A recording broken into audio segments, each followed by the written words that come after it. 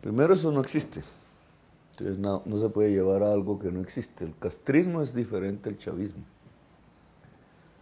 El castrismo viene del estalinismo, de la forma como socialista soviética de sociedad.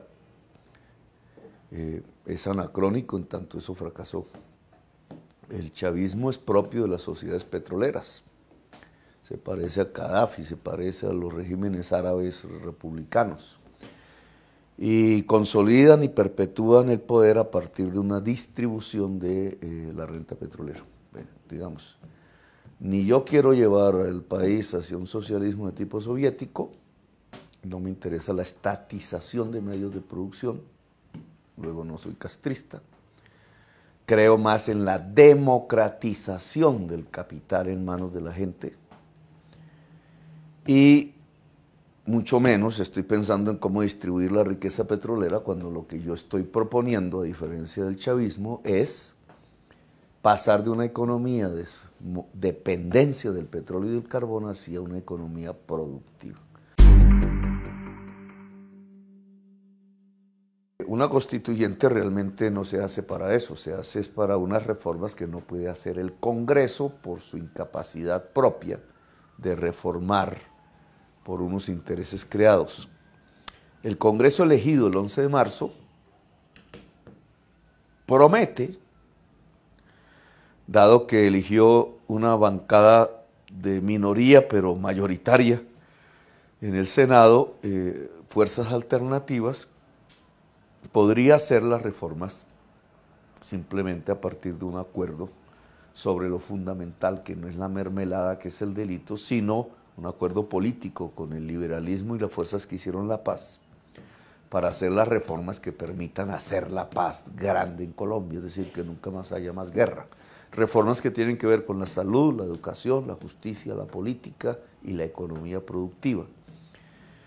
Por tanto, no habría necesidad de una constituyente, simplemente este acuerdo que yo le he llamado el acuerdo sobre lo fundamental, si yo fuese el presidente, garantizaría una mayoría absoluta en el Congreso para esas reformas, lo cual es lo que necesitamos. No necesitamos un Congreso dependiente en todas las materias, ni mucho menos una cofradía criminal entre presidente y Congreso de la República. No necesitaríamos una asamblea constituyente porque no se trata de hacer una nueva constitución, se trata de defender la Constitución y aplicar la Constitución del 91. Esa es la mentira peor, porque quienes han expropiado han sido precisamente mis rivales. Expropiaron a la sociedad colombiana de la educación, expropiaron a la sociedad colombiana de las pensiones, expropiaron a la sociedad colombiana de la tierra. ¿O a cuento de qué los 6 millones de desplazados? ¿Acaso los produje yo? Los produjeron mis rivales, Uribe y otros, violentamente quitándole y despojando a campesinos de su tierra. Despojaron a la sociedad colombiana del saber, del crédito. ¿Quién entrega el crédito en Colombia en un barrio popular? ¿El Banco de Bogotá? ¿La banca pública que prácticamente acabaron? ¿O el gota a gota? Eso se llama expropiar a la gente. En cambio, fíjense que en mi gobierno, como alcalde de Bogotá, no expropia a nadie. Ni para hacer una obra pública expropia a nadie. El mecanismo legal existe, pero lo que hemos propuesto, lo que está escrito en nuestro programa de gobierno, lo que he dicho en todos mis discursos y en todas las entrevistas, es que yo no voy a expropiar. Los que dicen que yo voy a expropiar son los expropiadores, los corruptos, que a partir de mucho dinero han puesto a circular en correos, asustando a la gente para que no vote por mí. Gente que tiene un taxi, que tiene un salón de belleza, que tiene un restaurantico, un negocito, diciéndoles que yo los voy a expropiar. Lo que sí hablamos es de cómo comprar tierras, que lo hace el Estado todos los días en las ciudades, cuando compra tierras para hacer una avenida, para hacer una reserva, para hacer un parque, para hacer una edificación. Pero yo lo dije respecto a la tierra que, siendo fértil, está en manos improductivas para propiedades de más de 500 hectáreas. Si el Estado puede comprar una casa para hacer una avenida en Bogotá porque el Estado no podría comprar una finca improductiva para entregársela a los campesinos. Cuando estaba al orden del día el levantamiento armado en Colombia, hace varias décadas, cuando vivíamos bajo el estado de sitio y bajo una dictadura, y no habían posibilidades pacíficas, se acababan de robar las elecciones de la ANAPO. Y entró esa decisión para los jóvenes que en ese momento queríamos cambiar a Colombia, pues había la posibilidad de entrar a la FARC. No, yo no escogí entrar a la FARC, yo escogí entrar al M-19 por una razón fundamental. La FARC expresaba un proyecto político estalinista de socialismo soviético.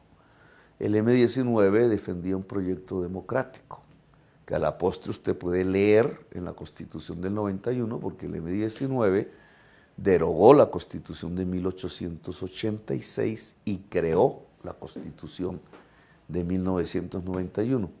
Si no lo hice siendo joven, ¿por qué lo iba a hacer ahora? Cuando ya ni Unión Soviética existe. En esa medida es absolutamente falso el que nosotros respondamos a las FARC.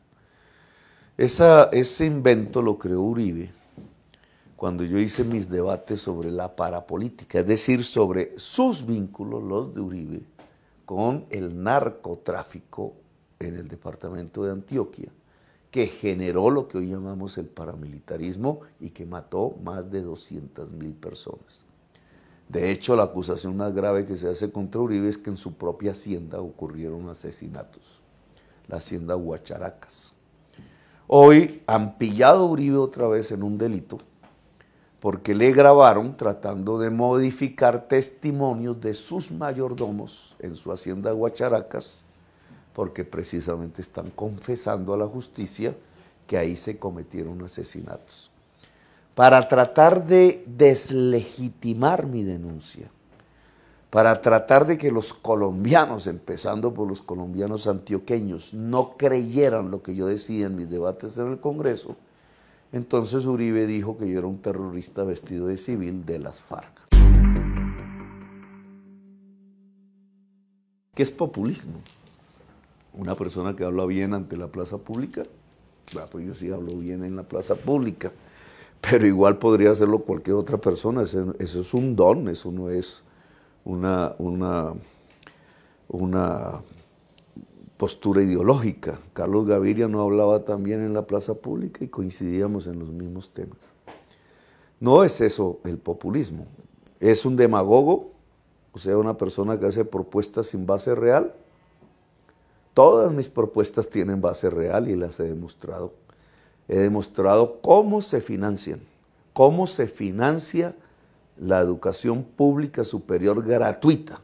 Tan lo demostré que mi rival, en vez de decir, como dijo al principio, que es una propuesta populista, se la copió, hizo copialina y ahora la defiende. Ahora a él sí no le dicen populista.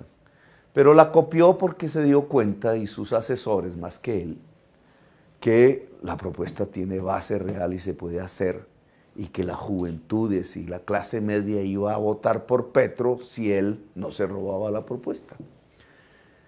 Entonces, digamos, la definición de populismo no encaja. Si la queremos ver desde el punto de vista real de la teoría, del esquema, de la historia de las ideas políticas, el populismo nace en Rusia y trata de, expresa, digamos, un criterio que tenían a principios del siglo XX, que era pensar que sin desarrollar el capitalismo, Rusia era muy atrasada, el zar, el feudalismo ruso, se podía pasar a sociedades avanzadas tecnológicamente.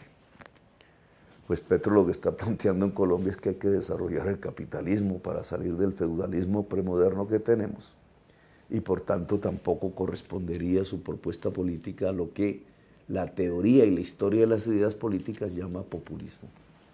Hay otra forma de concebir el populismo en América Latina propiamente, que es los gobiernos de las décadas de los 40 y los 50, que propusieron una alianza entre obreros y empresarios para hacer la reforma agraria, la industrialización y la construcción nacional. Esa es exactamente la propuesta europea que llamamos socialdemócrata.